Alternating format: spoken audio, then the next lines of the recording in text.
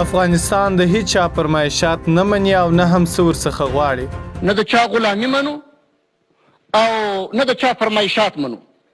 موږ د خپلې عقیدې په چوکاټ کې، د خپل دین په چوکاټ کې، د خپلو ملي منافعو په چوکاټ کې مستقل یو هیواد یو.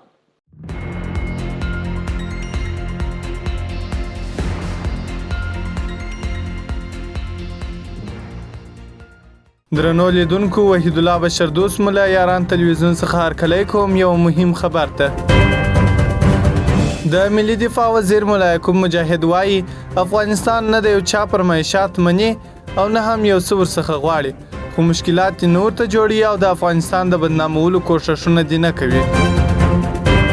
ملا یعقوب مجاهد نن یکشنبه د سلواغې 26مه له افغانستان څخه د شوروي اتحاد د وتلو او ماتې د 27مې کلیزې په مناسبت ځانګړې غونډې ته ویلي دوی د ټول هیواد امنیت ساتلی او له افغانستان څخه هیڅ ګاونډي او لیرې هیواد ته کوم ګواښ نشته. د افغانستان څخه که د سیمې هیوادونه دي، ګاونډي هیوادونه دي، لیرې پراته هیوادونه دي، ټولو ته دا اطمینان ورکوو چې افغانستان ستاسو دپاره خطر نه دی.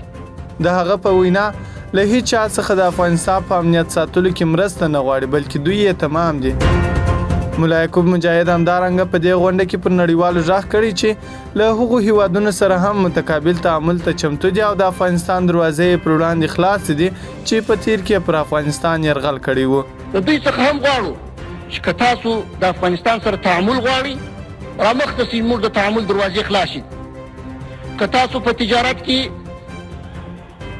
د معادنو په استخراج کې په اصولي او قانوني شکل باندې پانګونه کول غواړئ، هیڅ ستونزه موږ نه لرو، هیڅ مشکل نه لرو.